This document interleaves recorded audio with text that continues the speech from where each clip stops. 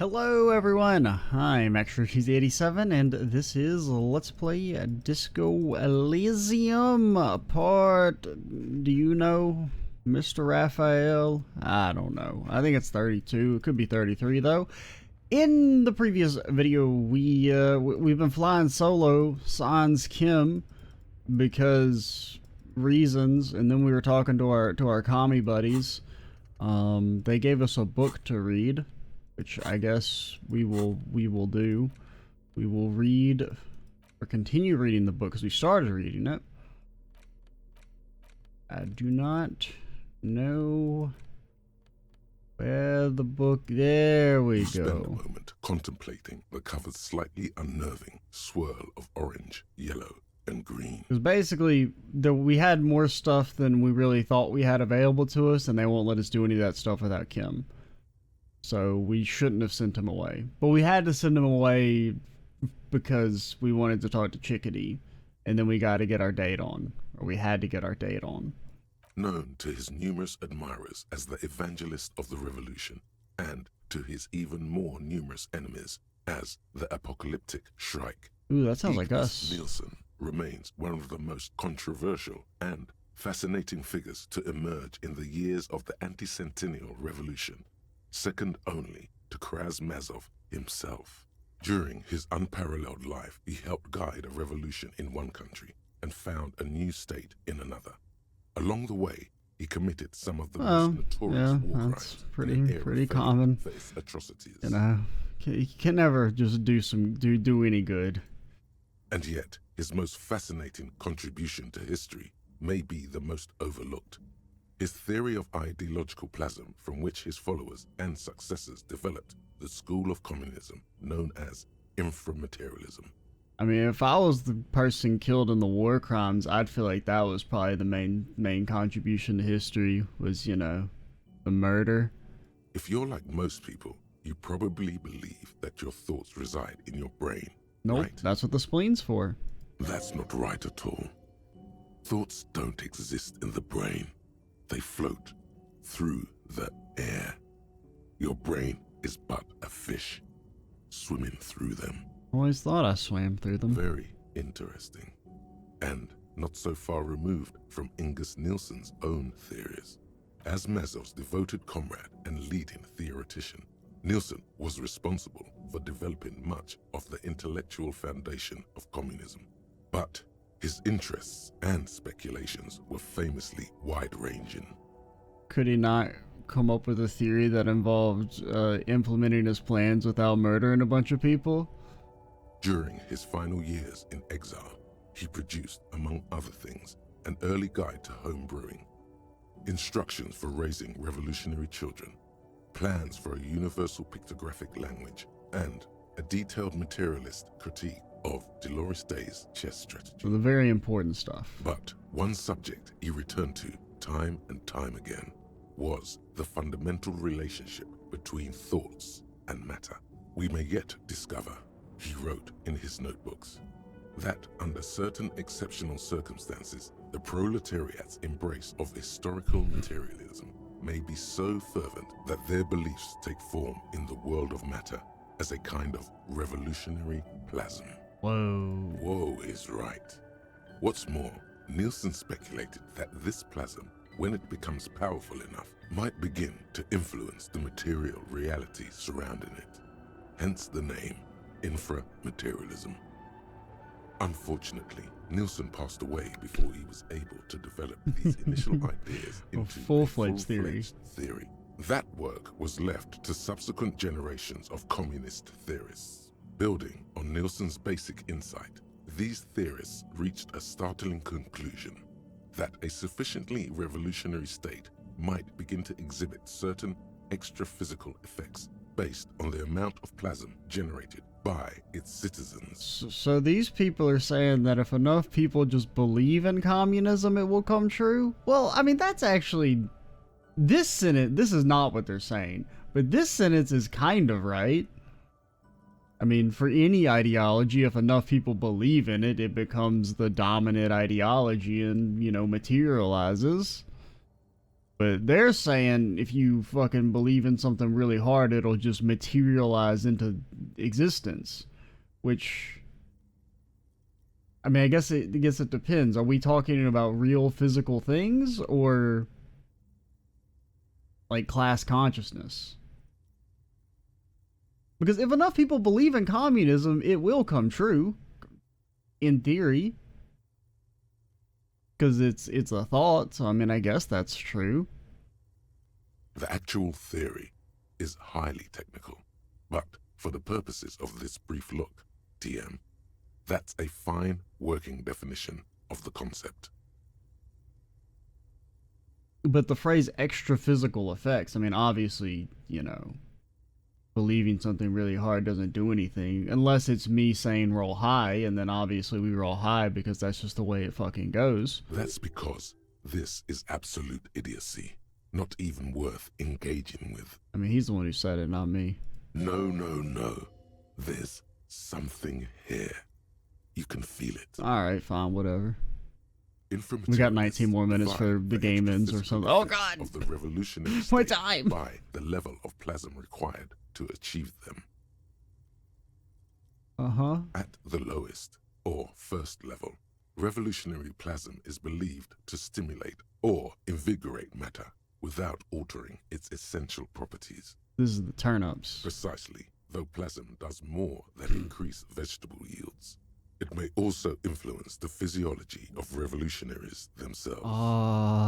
Antifa super soldiers. It's also been postulated that plasm may account for the remarkably full and manly facial hair observed on some communist males. Broke your bare chin. Your hand feels clammy against your bare chin.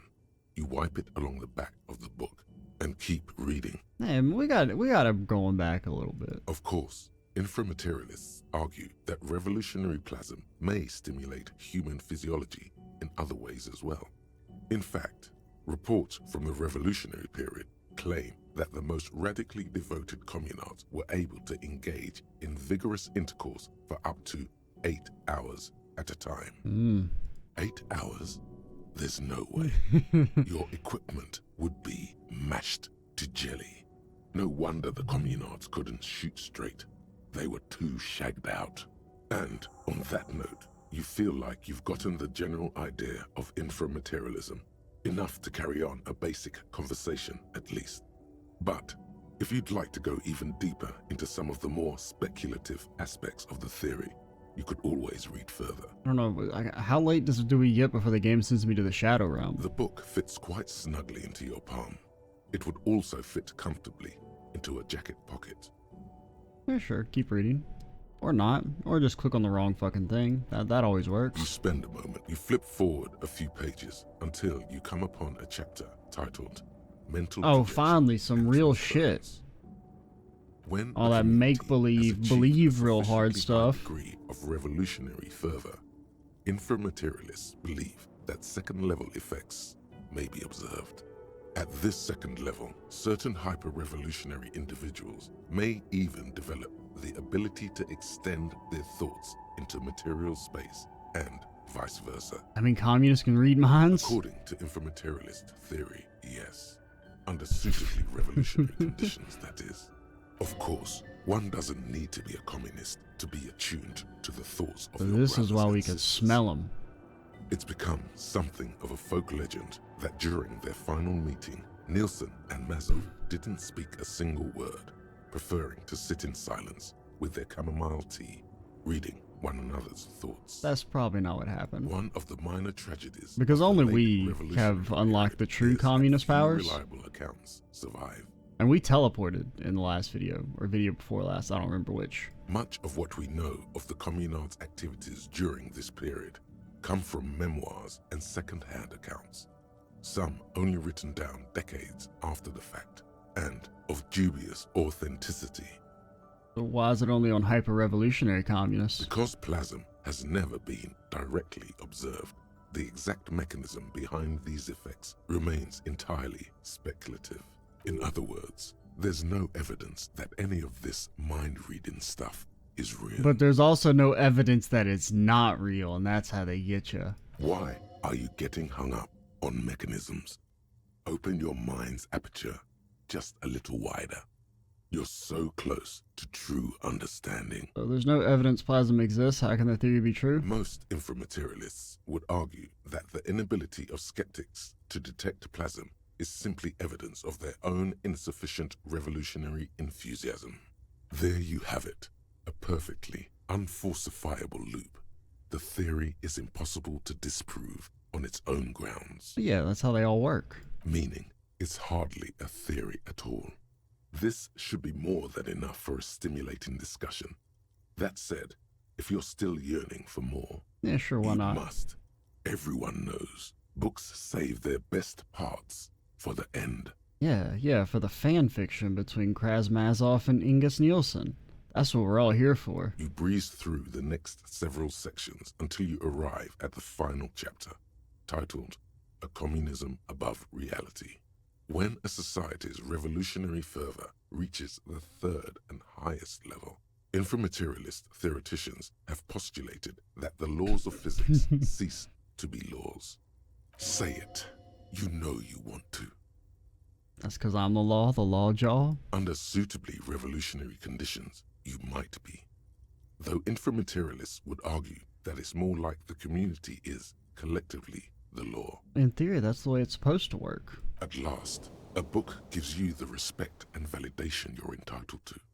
Of course, it's impossible to say what exactly happens under these conditions.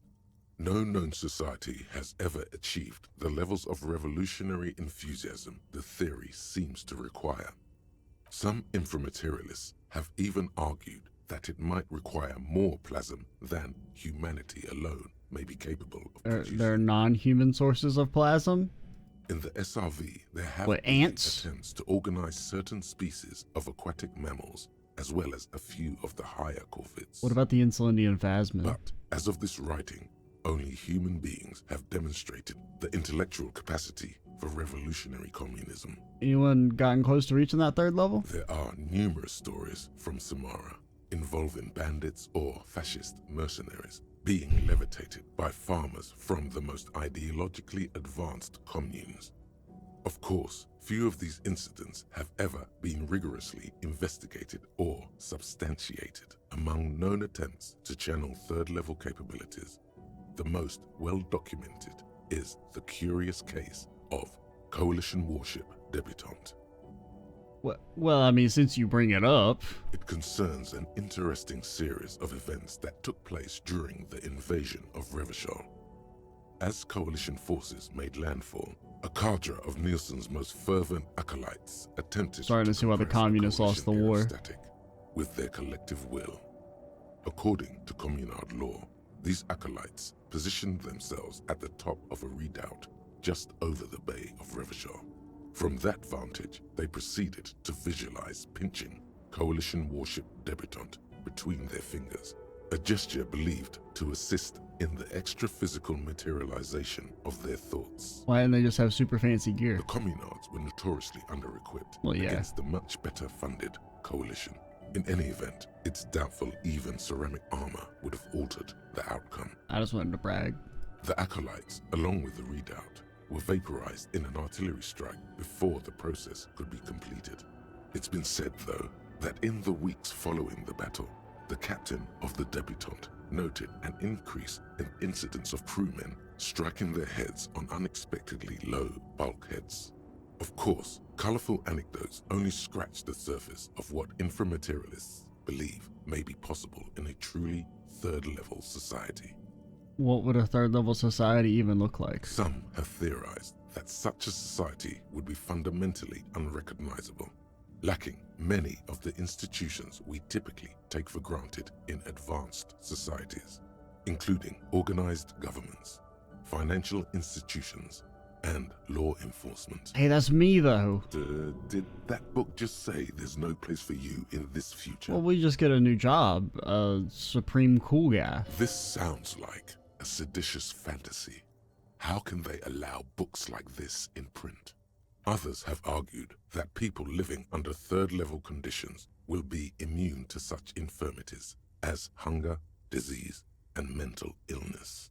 In some of his later writings, Nielsen himself speculated about the potential for an extra-physical architecture that disregards the laws of bourgeois physics Okay, and that's a very funny instead phrase. relies on the revolutionary faith of the people for structural integrity. That seems like a bad theory to design buildings based on. Nielsen called it the highest expression of communist principles, a society whose literal foundation is the faith of its people. On the following page, you come across a few black and white reproductions from Nielsen's own notebooks. One sketch depicts a government ministry shaped like a great inverted pyramid. A hectare in width at the top, balanced atop foundations the size of common apartments. Another depicts a leaning tower wrapped in a dramatic helix. The caption beneath it reads, "The Tower of History." So you gotta think these guys are like freaked out, right? Like they handed us a book, we immediately read the entire thing in about 30 minutes while talking to ourselves the entire time. Something about that tower looks awfully familiar. Could it be that's what the students were trying to recreate with the matchboxes? What if the people stop believing in the building's collapse? Well, In the corner of one of the reproduced notebook pages, you can make out the following words, written in Nielsen's distinctive slashing script.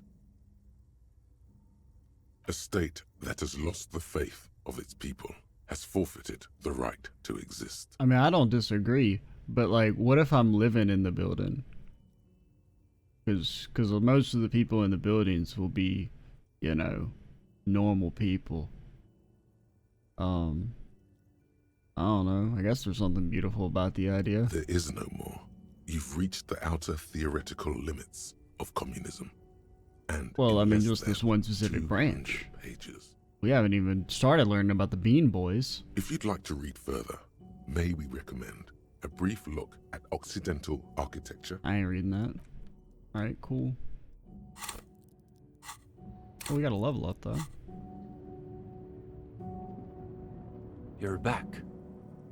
I'm ready to talk about inframaterialism. Yes. Let's get right to it. His companion leans forward, ready to jump in. They're impressed that you dove right into the most advanced parts of the theory. Actually, no, time has Half an hour stopped. evaporates, and the conversation is still wending its way toward new and unexpected places. Bro, you know I can't even begin to pronounce that. You're saying the president has never opened a book? No. You're saying Krasinski? Something like because that? he I don't absorbs know. all the relevant content just by staring Krasinski? intently at the cover. It's a widely understood second-level effect. We've tried it ourselves, but thus far we haven't been able to absorb more than the preface and table of contents. What about the name of the book? I can do that. Has it gotten cold in here? Your arms seem to be covered in goose flesh. Well, on that note, I think we can call it an evening. Yes. One of our better discussions lately, on the whole. Is that it? What do you mean, is that it? You've done the reading, we talked about it. What more do you expect from a reading group? What if I have more questions, you know, about the communism? Well, you could always ask, I guess. You probably won't get a better chance, honestly. But it's getting late, so maybe pick the most important question. I need a minute Come to on. think. We have things to do in the morning. Oh, alright, just roll high. All right, here we go. We're devoting all your available brain cells to coming up with a question about communism. Scratch that. To coming up with the question about communism. The alpha and omega of communism questions. And that question is, That's really bad. Can I think of something better? maybe in another life, but Fuck. not this one. Face it, Oh no. this is the question that's been simmering inside you all along. No. This was supposed to take your mind off the other thing. I was really getting into the theory back Sure, there.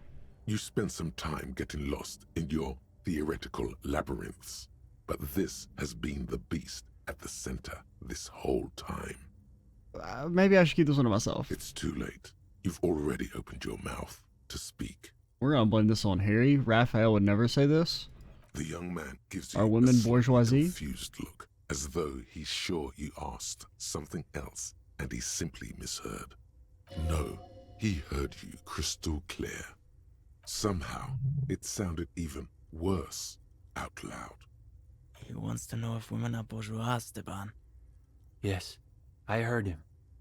Give me a moment. What makes you ask that question above any other?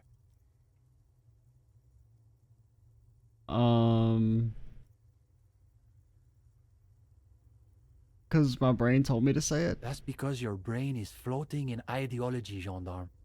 It's practically drowning in it. You ask that question because you're still under the influence of ideology. That's natural. But you're under like the a fish influence that's only now discovering of that their whole ideology. life has been dictated by the movements of sea currents. You not know what an ideology is? That's what ideology is. It's like there are these invisible forces everywhere, pushing and tugging you this way and that, and you don't even know they're there. Does the guy do a communism? Everything, man. That is part of the communist project. To destroy the ideological Is anyone gonna structures tell him that reduce men and women to these hollow shells of identity? that communism is an I word? Do you know the story of Dobrova and Abadanais? Who were they? The so-called revolutionary lovers. The dual commissars of revolution in Insulinda. Yulia Dobrova came from Grad. Jean Abadanais was born in Revachol. Hey, She I've was heard of that brilliant, place. charismatic, a revolutionary comet.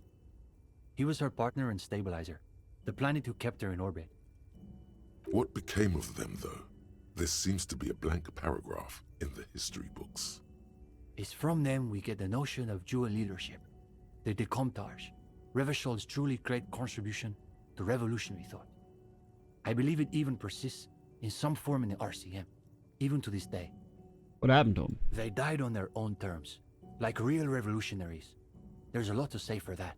They didn't get blown up trying to crush a ship with their mind powers, did they? Because that'd be pretty lame. I'd laugh at them. What does this question say about me? Yes, that's the question you should be asking yourself. I didn't roll high enough? His companion nods, but offers no further solace. They didn't give me a chance to change out my fucking clothes? I don't really like those questions that are like, when they pop one up on you, and it's like you can't change it. I mean, I don't know. I do and I don't like it. On one hand, it does incentivize actually just having the points naturally. But it does introduce a level of like metagaming of like knowing what clothes you should have equipped before you go into a conversation, or like encouraging save scumming more by having it be like, oh well, I should reload because I didn't have the right clothes equipped, and maybe I would have passed the skill check normally. Or, you know, if I had the extra points from having the right things equipped.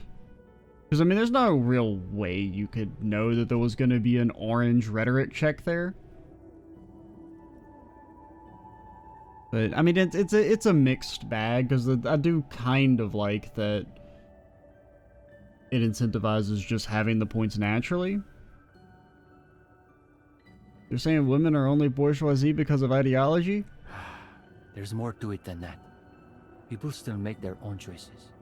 It's a matter of being aware of what's influencing them. Need to take some time to think about all this. Plus, I don't even really know what the hell our women bourgeoisie is supposed to mean. The young man nods, but says nothing. He appears to be distracted by something. He's wrestling with some question of his own. He's lost in his own thoughts. You wonder what silt you've stirred in the bottom of his soul. Of course, the matchboxes. You'd very nearly forgotten to ask about them. Now may be your last chance. The matchboxes. You were trying to make the tower from Nielsen's journals? So you really did read all the way to the end. Yeah, Uli and I were trying to see whether there was enough plasm between the two of us to hold up a few matchboxes. And the answer is no. Saying it out loud makes him realize how foolish it sounds. Well, at least there's a slight amount of self-awareness. It was just a little informal experiment. No reason to take it too seriously. I mean, we are a scientist. We should try it again. The young man looks at you a moment, then at his companion. What could it hurt? All right, let's give it another go. Damn hell, this is a different world. Maybe plasm's real. Before long, a modest tower begins to rise from the pile of matchboxes. You place every box with the utmost delicacy and precision. Easy, Uli. It's holding. It's holding. For the moment. The higher the tower goes, the quieter the room seems to become. Oh man. Aside from the occasional comment, the three of you are completely absorbed by the task. Alright, you go next, Stepan. The young man pushes back his shirt sleeves, revealing the pale flesh of his forearms. Say nothing. Is it? It's holding. It's holding. You gotta concentrate. You gotta hit him with your plasm blast. Yes, this is the closest we've ever gotten. Yeah. It's almost exactly as Nielsen's sketch imagined, a physical manifestation of the dialectical spiral of history. You guys got all these matchboxes. All right, gendarme. Your turn. Oh shit. You've got this. Theories aside, they're only matchboxes. Gustav Mazov, give me strength. It's...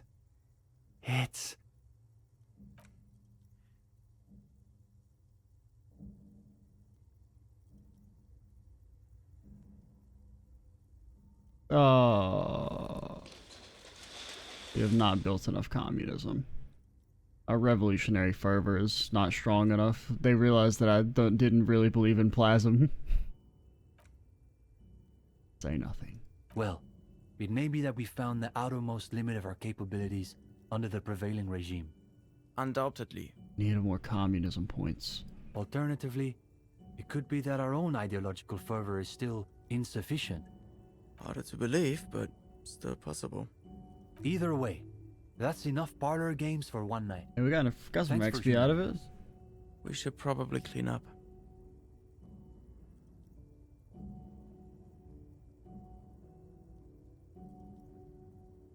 Yes, it's probably time for you to take your leave as well. Alright, see ya. Wait a minute, if you don't mind.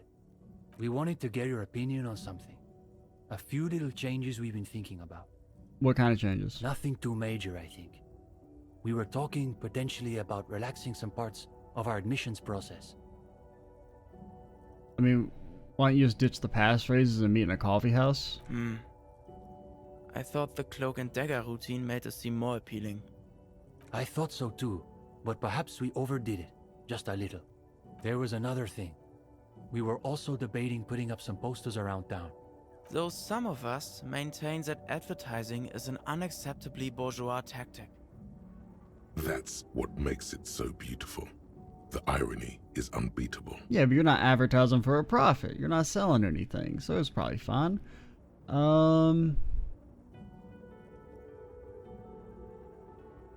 As something of an art critic myself, I support this poster plan. Glad to hear it. I was thinking we might be able to get Cindy to design the posters. Yeah? I guess no one could accuse Cindy of having a bourgeois aesthetic. Plus, I've got the perfect place in mind. The thingy. Put some more coffee on, Uli. We've got a long night ahead of us. We should probably get Cindy in here too. Oh, and gendarme. One last thing. I've been thinking about what you asked before. About women, you know? Don't. Not that it's any of my business. But it sounds like this question is really tearing you up inside. No, it's only because I rolled low. If I'd rolled high, I'd be perfectly mentally stable. It is tearing you. Ah, we're fine. It's like there's a tiny, hateful beast shredding your very soul. So, good luck with that, I guess. Why you gotta add that? Why you gotta throw some salt in my damn psychological wounds at the end there? Whoa, wait. Those, I could, go back.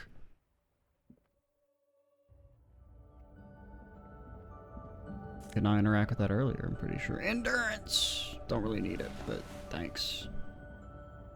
I don't think there's been a single endurance check in the entire game, because endurance is just HP, right? What are you doing here? Hello again, officers. Have you come to admire my mural? She doesn't know. Officers. She doesn't know.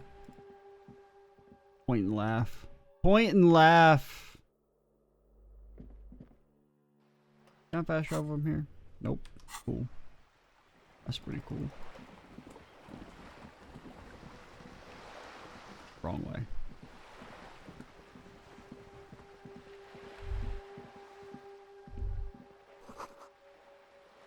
pure live performance. Just an ordinary wall. Nothing to see here.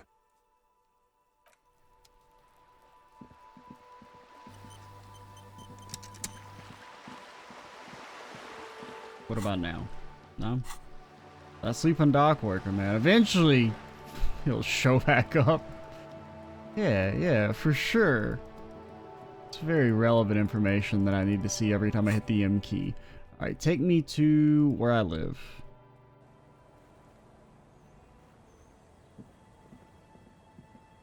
It's getting late, and Let me reshave. on the table you see a bowl of water. The water almost your face. An old mirror hangs on. Alright, on to The what bed is could be the comforting. final day. Could not be. I don't know. The bed underneath you is soft, if lumpy. Waves wash the sand underneath the hut, then grow distant to your ear. In the quiet hum of the organic heater, you fall asleep.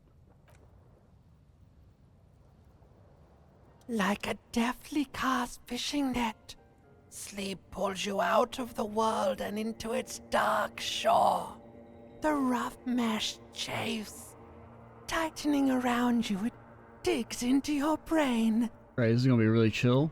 How have things been going for you out there? Helped anyone lately? Yeah. Saved anyone lately? Yeah, maybe not saving anyone. Murdered anyone lately? Not that we know of. This bastard isn't even listening to you. Because you know you are a murderer. A disco music listening psycho killer who offs poor people. And then forgets about it. Okay, shut up. I want to go to sleep. Hear that? Iceman wants to sleep. He doesn't care about killing people. That's nothing to him. Black water under the bridge. The thing he's really scared of is much, much worse than that. What is it? Don't tell him, sister. It's too bad. They're right. This is their function. To keep you from it. Why are you doing this? I just want to sleep. I can almost see the dark. We're trying to help you.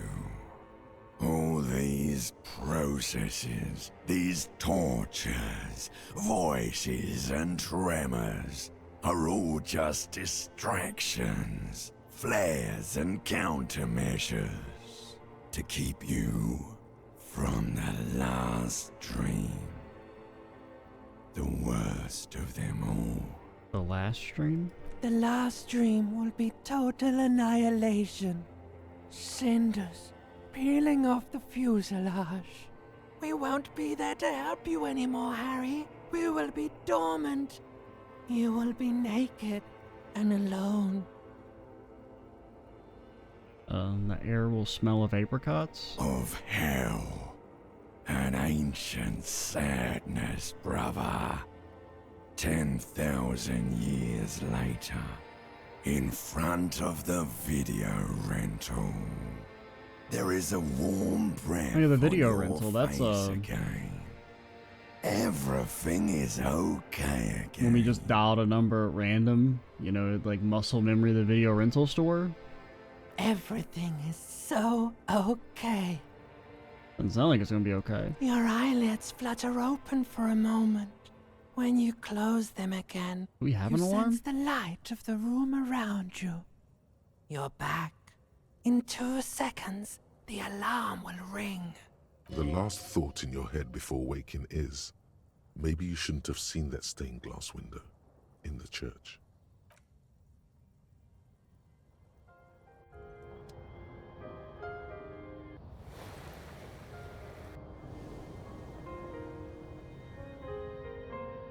Yeah, we're looking good. This looks like this is the look of a man who's got his shit together. Hibian hat on his head. What up, Commie? Yes?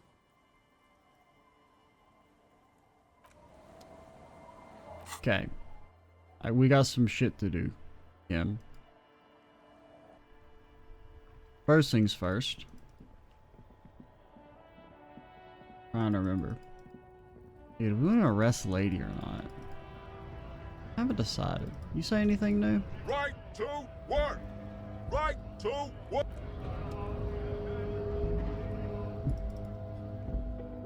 I cracked the case, Kim. I cracked the case! Kinda. There's some stuff over here. And I don't think it would let me look at it unless you were here. Passenger seat. The seat in fabric. Yeah, cloth the cover. Bonne prise. Okay, topmost. I've already seen this, buddy, by the way. You were too busy sleeping. I was out doing real shit. The final map. These looks like the smugglers. So it would seem. The RCM patrols most of these auxiliary roads, though apparently not all of them. Where's the contraband end up? Hard to say. This distribution network looks certainly large, yet still vague enough. It doesn't reveal much about the Besmerti behind it. What's the hell's Besmerti? The Besmerti is a Revacholian crime syndicate. They see themselves as the inheritors of the 14 Revacholian Indo-tribes, but really they're just violent gangs vying for control on the west side of Revachol. With cool names like La Puta Madre and Aura Masta. It's a dark parody. Who do you think's behind this? It's definitely not the Union. They just do some logistics. This operation has spread everywhere in Jamrock. If it's that widespread, then Madre remains the most likely suspect. Oh yeah, someone mentioned the Madre earlier, Here's right? bad news. There have been attempts at a serious investigation before, but they haven't ended well for those involved. Lieutenant Kitsuragi is a brave man for saying Madre's name without the winces and whispers that usually accompany it. Okay. Best not to disturb the scene. I'll have forensics go over the lorry and pick this up later. The stack of maps looks a metallic drawer. It's an issue. It looks like The Ulan frequency system? a pull-out toolbox sliced back. Looks like Strange. the ghostly active closed the Yeah, there was nothing actually there. Cool, cool. I've been baited.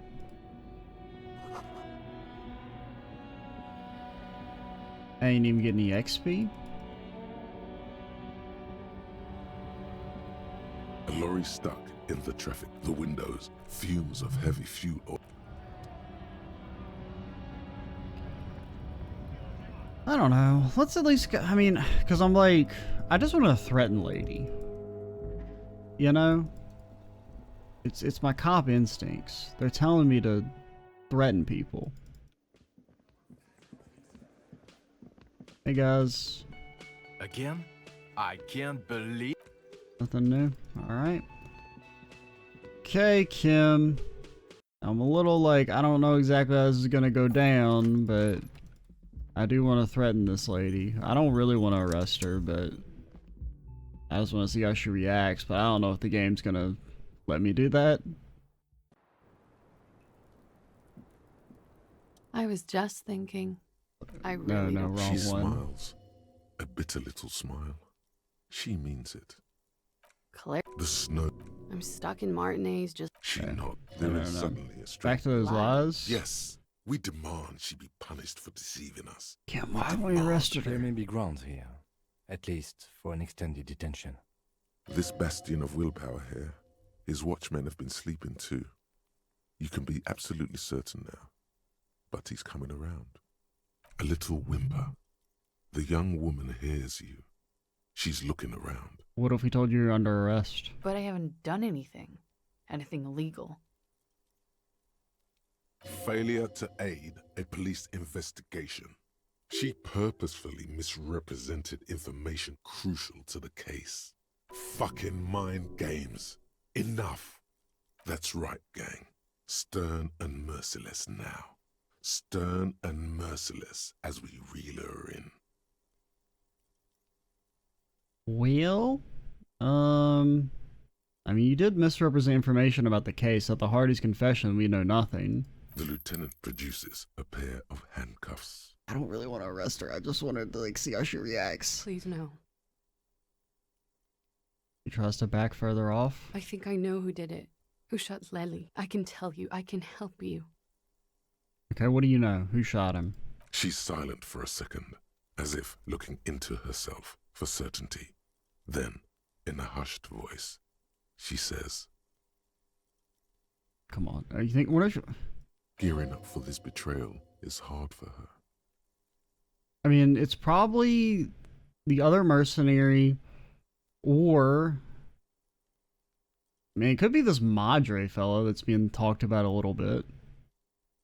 I just feel like now that he's been name dropped in 2 separate occasions, kind of feel like they might be a character that actually shows up.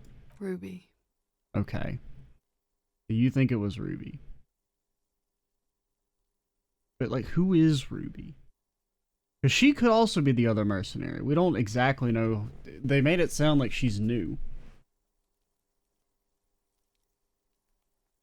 But the main reason I mentioned the Madre thing is A, it's been mentioned twice now, and Ruby would be involved via the drug stuff. Why do you think it was her? She has this thing for me. Ever since I met her and the boys downstairs. She's been pretty frank about what she wants. Okay, that kind of tracks. Sex. And more. I made the mistake of confiding in her. I told her I was on the run. She started protecting me. It became an unhealthy relationship. When I started spending time with Lely, she told me to end it. Said there would be shit if I didn't. It was not a good meeting. We stopped talking after that, but... I don't understand. What exactly in your relationship made you think she is romantically interested in you? She said she's in love with me. She even asked me to run away with her when I told her I'm a fugitive. She started developing notions about our relationship. And you led her on? A little. I was flattered, you know? But then I had to let her off, and it was not easy. I came to regret being friendly with her. We maybe kissed, nothing more. Maybe? Yes, but what was their relationship outside this unequal power dynamic? What was the relationship like before this conflict? We spent a lot of time together, listening to the radio and such. She had great milieus, and she was good company. I was sorry it had to end. What was that question about? She's feeding her friend to the wolves here. It also has startlingly little to do with arresting her, you suddenly realize. Mm-hmm. I mean, it sounds like she was fixated, but I mean, this is just her words. Just sensationalism and guesses. I know what it sounds like. That's why I didn't want to tell you before. But she knew what had happened when I came downstairs. Somehow, she knew Lely was dead. She wasn't surprised at all. When we came up here, she was calm as a stone, too. She cleaned it all up like she had a plan. Which, I mean, that could be true, but that doesn't necessarily mean you're not in on it. This is a familiar theory. You had it too, remember? Could it be that Ruby was... I mean, they could have been after colluding herself? for some reason. Yet again, you're coming up with this. The worst thing is, it may be true. Okay. When Ruby said there would be shit happening if you didn't end your relationship with the deceased, was she threatening you? She came over one night, drunk, said she'd turn my life into a living hell. I've been threatened before, so I can tell when someone knows how to do it. And she's a pro. She must be. To keep the Hardys in line. I tried severing ties with her after that. I thought it had worked, but... Some of that fear is still with her. She exhales sharply. I can't remember, but I mean, the only thing that somewhat makes me believe this is that I feel like there was dialogue earlier that suggested the idea that Ruby was into her. I don't know, it's been a while since I recorded that video, but I feel like I remember when we were talking to Titus about stuff, or maybe talking to her, that they had already kind of established that idea that Ruby might have been interested in her. But I mean, because essentially the problem with this whole confession, right? I mean, if we want to be skeptical, is that yes, it kind of tracks and makes logical sense, but it doesn't necessarily like absolve her. And it's a theory that's only being presented under duress, right? With like her back up against the wall. What are you talking about? She's afraid you'll arrest her. Okay, how could she have killed him? Well, we already know how she could have killed him. You said there was a secret route there, right? And the main thing is the gun. You'd have to be able to provide us some information about the gun. She could have come up through there, then taken this shot. Right here, where I stand. It was too dark outside. I wouldn't have seen her. Interesting theory. Did she know that door exists? Had you been out there with her? Yes. She's been up here many times. She used to come to drink on the roof when, Are you thinking about the peephole? She would have seen us. My bed is right next to... You mean to suggest she made it? No. No. Why would she do that to herself? No, I just remembered you told me about it, and... She's not really sure. It was right above the bed. She could have seen all sorts of things from there. Don't let your imagination run wild here, sire. Keep it on track. Okay, and what? I don't know. Arrest the liar now. Don't arrest her. Push her a bit more, but then let her off. That Ruby theory was solid. And she's beautiful. What is who?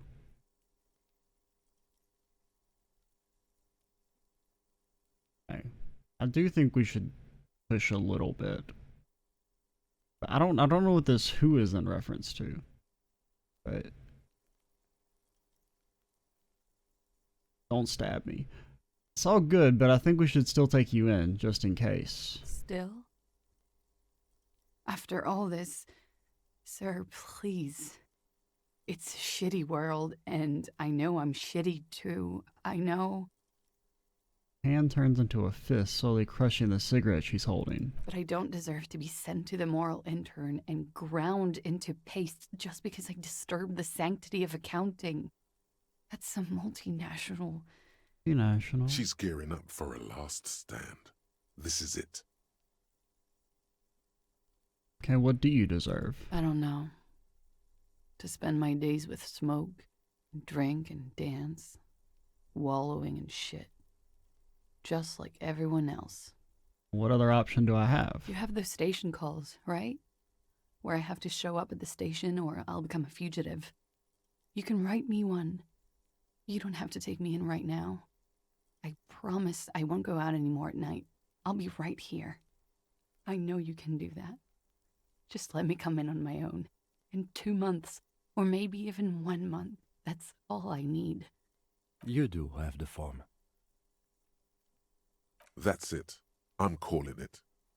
Kim is beyond compromised. Definitely, sire. And what will have changed in 2 months or 1 month? Everything could change. This city, the extradition rules, the people after me could be in jail. Or maybe Revachol. Seems unlikely. There is desperation there, in that silence. A cornered animal looking for a way out. Maybe Revachol could be free. I could be tried in a free Revachol. An independent state that doesn't hand its detainees over to the moral intern. I find that hard to believe, miss. I mean, I do also find it hard to believe, but it's got nothing to do with anything. I know, but... What? We got an achievement, defend the political center 7 times. How is that defending the center? I was just saying that her... What? Why is that a centrist decision?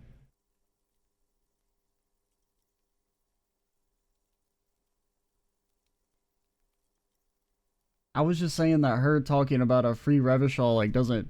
It's not important for what we're talking about now, which is whether or not she potentially committed a murder. The political gambit has failed. This was her last card. There is nothing more she can say. Yeah, I don't know. The final decision is yours. You alone. stand on the throne of your... Because I guess, like, the main thing that's getting me is that, like, why would she do it? And even, like, if she did kill this Lely guy,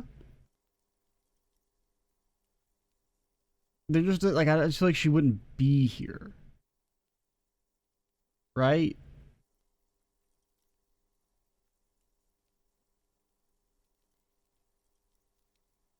And I don't know. I mean, she hasn't done anything super desperate, I don't think, other than She looks at you in silence, her face filled with fear, lips parted. Wait. If you arrest her, Kim will have to transport her. You'd be without your partner for the rest of the day. Oh, yeah. Shut up. He's making a decision, and it's his to make.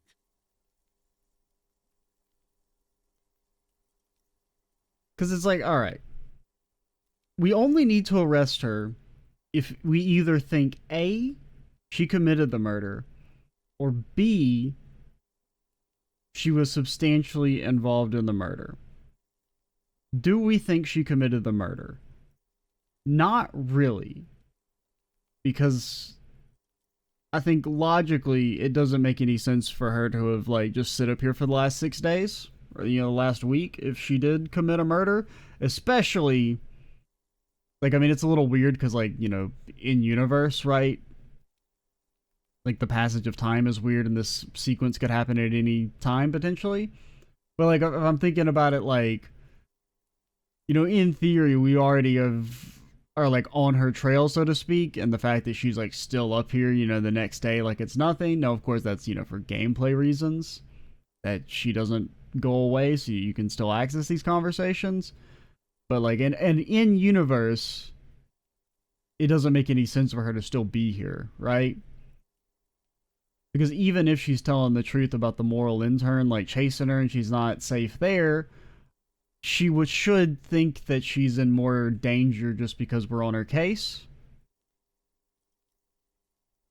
And it just seems extremely risky to, stick around. Like, more risky to stick around than the risk it would potentially be of, like, moving somewhere else. And if you are being chased, I don't know.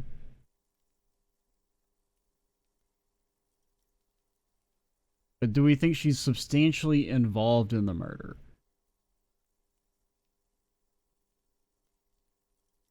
Because, I mean, the theory with Ruby, it tracks in a vacuum, but we don't know anything about Ruby. It's, you know, everything she said is 100% her own word.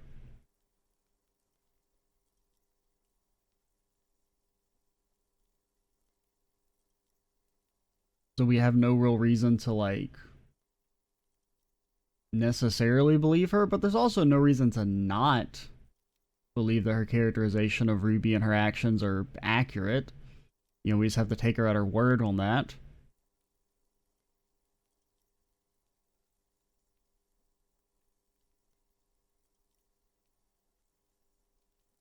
Okay.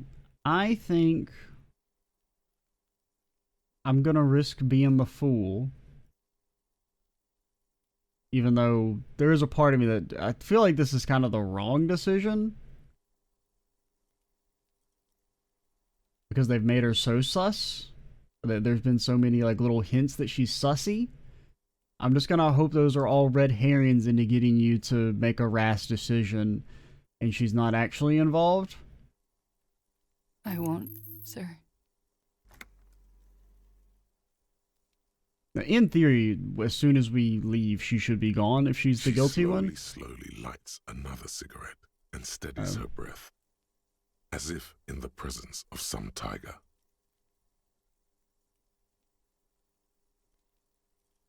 Has it stopped snowing yet?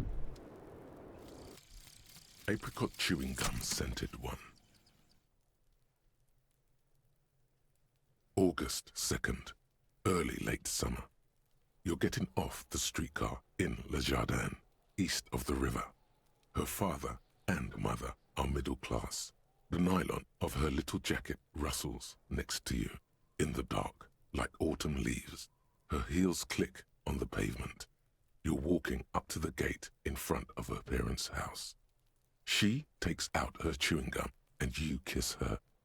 A feeling like electricity flows through your whole body.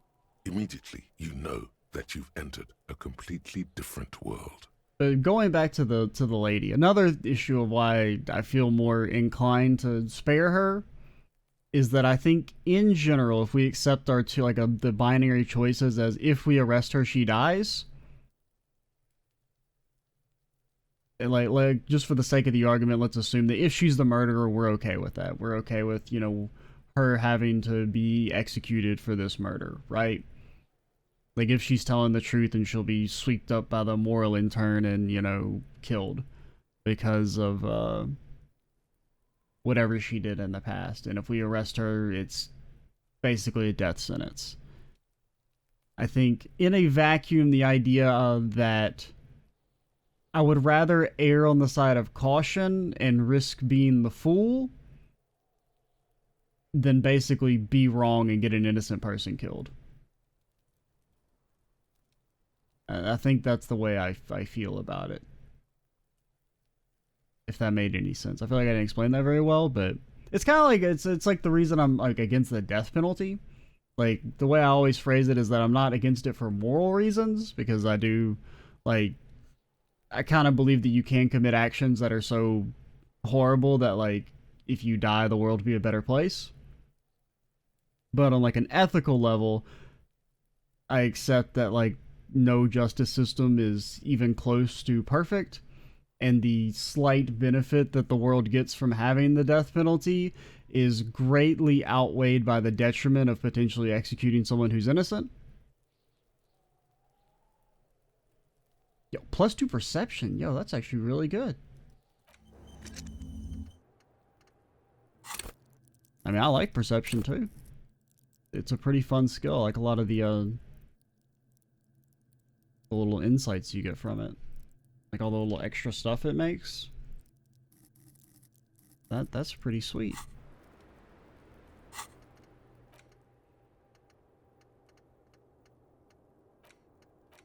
You want to learn anything else? Nah.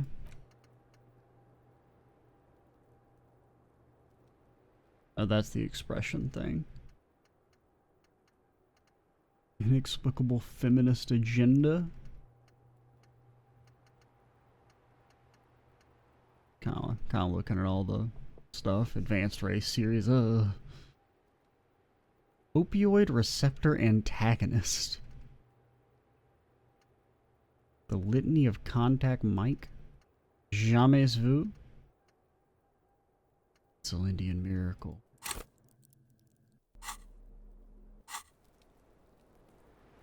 Alright. Guess we have to come back and try and do that Shivers thing.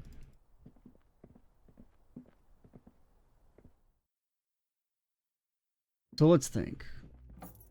We failed 2 skill checks that are important for progressing our sub-stories. What were they again? Can't remember. Because it was the physical instrument we failed and there was something else we failed, right?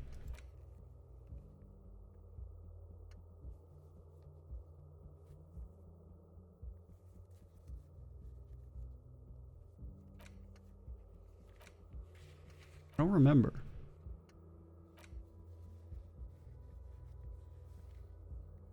I thought there was something else kind of important that we failed.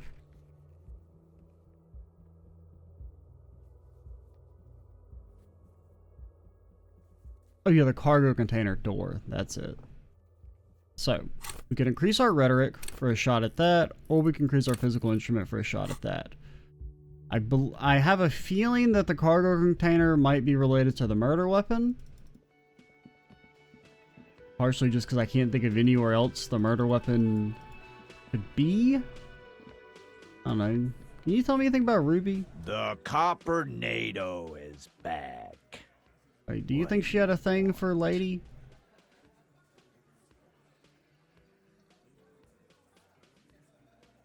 Yeah? What? No, nothing new.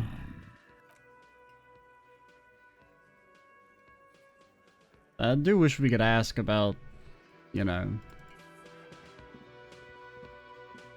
whether he agrees with the idea that Ruby was into Klaasje. You always there? Officer.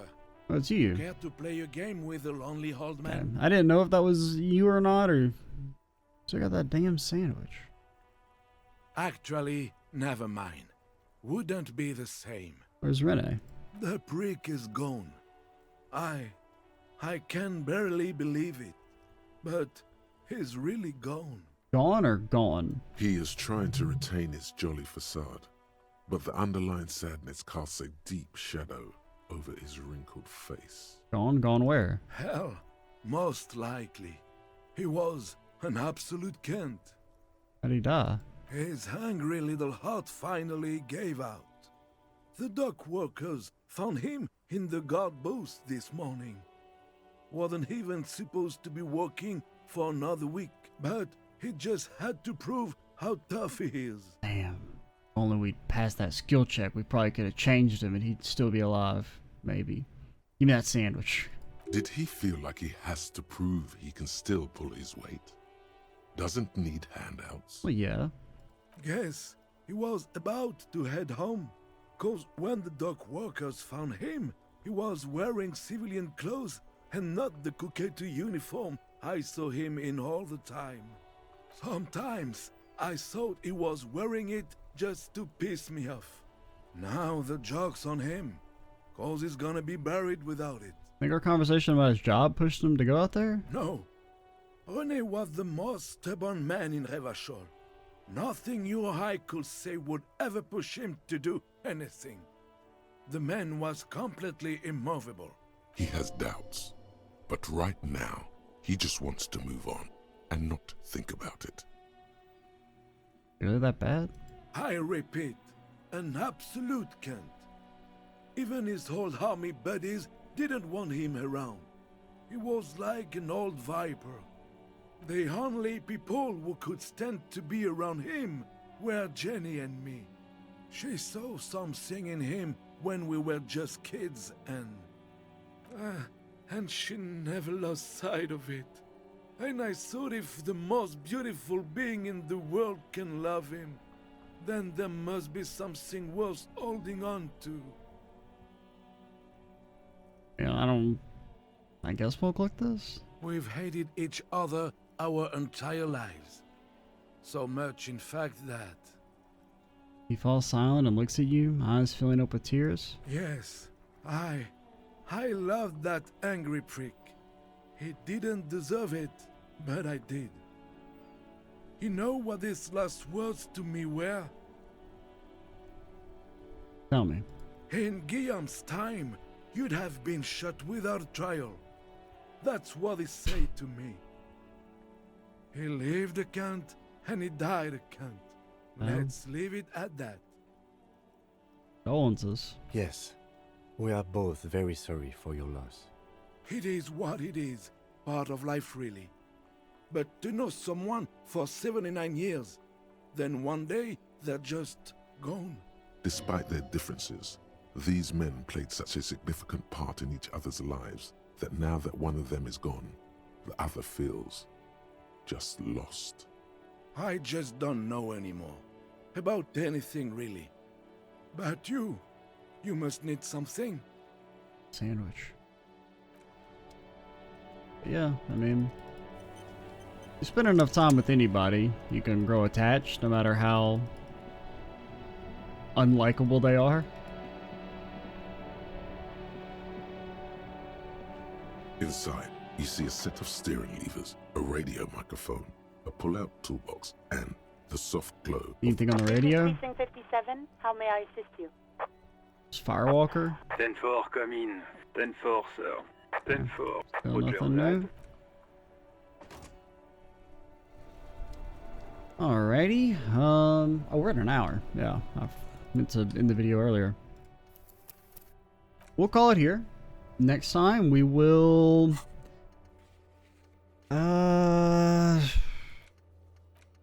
probably put a point in physical instrument and go and try and open this.